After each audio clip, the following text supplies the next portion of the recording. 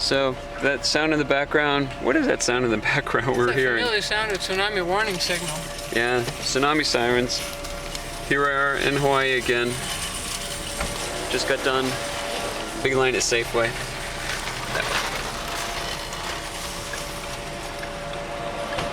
So there was hardly any water left at the shelf at Safeway. Safeway offers shingles shots, but I don't think that's what people are here for tonight. They're here to get water, crackers, Bud Lights, and gas. And gas. And that's the gas line right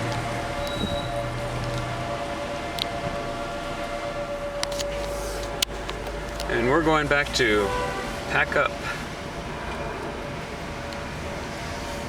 There's a plane coming in right now. It's going to be very interesting for them.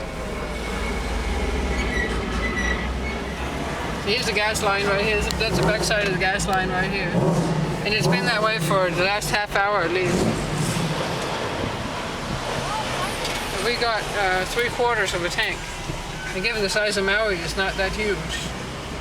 We're just gonna not go so far. So, you can see the gas line? See? It starts all the way down here. We had to go into the opposite flow of traffic to get into Safeway because the gas line occupies the normal entry. So gas is definitely important. And the moon wouldn't know the difference.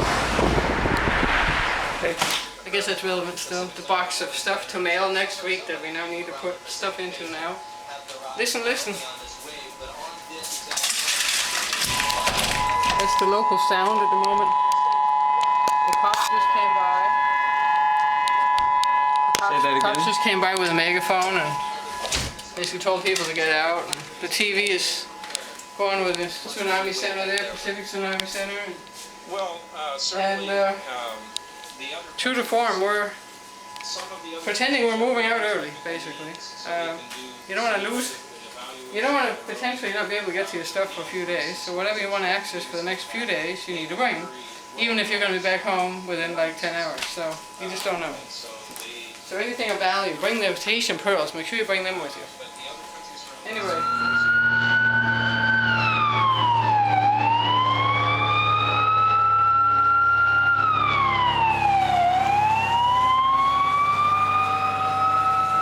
So here we are. I'm sure that takes into the microphone just fine. Home is right up here, so we've left. As you can see, there's nobody in the parking lot, and it is like, let's see. It's 12:25, midnight, so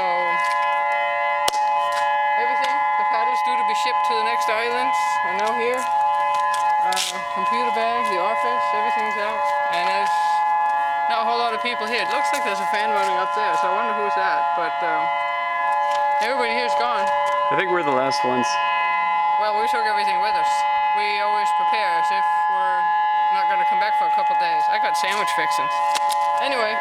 Let's put this in the back seat and then we go down and visit with Howard, who has a hotel room above the evacuation line. And we're going to go there and borrow a sofa bed tonight. So that's it. Aloha. Okay, we're on our way. And we're leaving, see? No cars. Not a single soul. How about in here?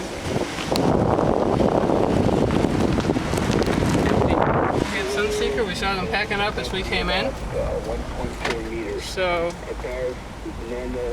they're gone. They're empty. You see, that's the ocean right there. Okay, so I'm going to reverse for a minute. Alright. Reverse for a minute. And show you what this does too. Now those are hotel rooms right there. That's called sea level, because that's the ocean right there. There's a dune, and then that's the water. So, and whenever there's a rainstorm, right up here at the entrance, you get a half a foot of water or so. Right here, pooling up right this spot right here. So, we're definitely sea level. Now my plan is to go left if we can get away with that. So we're next to the ocean now. And we're going to follow the official evacuation route here.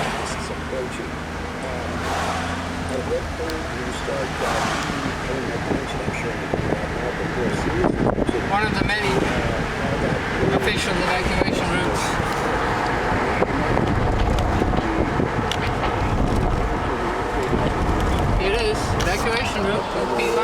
So we'll make a little left turn here, given that our goal is indeed to get on the Piilani Highway, because the Piilani Highway is the high water mark. That's the end of the evacuation zone. So as long as you can get up to the Piilani, you're okay as far as water goes. So, and the hotel we're headed to is just a hair shy up the Piilani, so we're fine up there. So that's a good plan. The bad plan is that I couldn't call them and tell them we're coming because they've taken down or shut down or otherwise made unavailable the entire cell phone network as far as we're concerned on AT&T, which usually works very, very wonderfully here. And we tried to call an Android and that didn't work. We tried to call each other and that didn't work. And it's been that way for at least an hour and a half. And we also tried to text and that didn't work either. So it's not like they have a limited service, there's nothing. So here we are. Most people are going north because they have no place to go south unless they want to be outdoors. If you don't have friends up in this section of Kihei, then you've got to go. Or park along the side of the road and wait, you know. But we're in the Piilani now, so theoretically this is the unproblematic zone. So we're just going to repeat our footsteps from about 2 hours ago before we packed. And try to find some snooze in somebody's sofa bed here. So we're seeing people like up here along the Piilani, just parked, camped out at the safe line here. And this would effectively be overnight because what happens is the water is supposed to hit at 3 a.m. and they're definitely not letting anybody go home until at least 2 or 3 hours after that. So you're looking at sunrise before they get to go home. So, and just imagine all the condos along South Kihei Road. It's a pretty good mess to get everybody out of that stuff. I mean, this is when the toilets overflow in Mako hour. Nobody has any toilet paper left. You wouldn't know it, but I actually packed 2 rolls.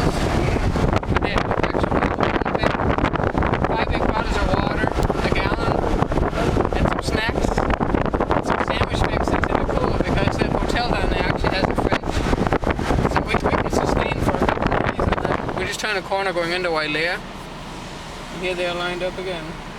Aloha! It's gonna be a long night, huh? Yeah. Yeah, right across from a wonderful restaurant here. The parking lot on the back of that thing is jam-packed as well. And if I know Merriman right, he might just open up the restaurant. It looks like it's open. Yeah, might just open up and start feeding people. Because that's Merriman's kind of spirit, you know? So that might be what they're doing. We were here a couple of hours ago in this area, and there were nobody up here. And now, as we can see, we have people parked outside the Hotel Wailea here, who obviously aren't staying. We're lucky to have a friend who's staying. There's a tent here pitched right out here. Yeah, I see it. We're going camping tonight?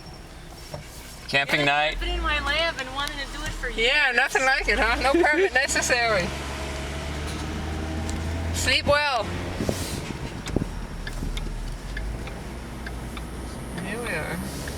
You can see there's plenty of cars lined up, and ours is going to be one of them. The difference is we know somebody who's staying here right now, thank God. We don't have to snooze in the... Actually, snoozing in a Mustang isn't the worst, but... I'm gonna drop all this bags off and then somebody there? No, that's a fire lane.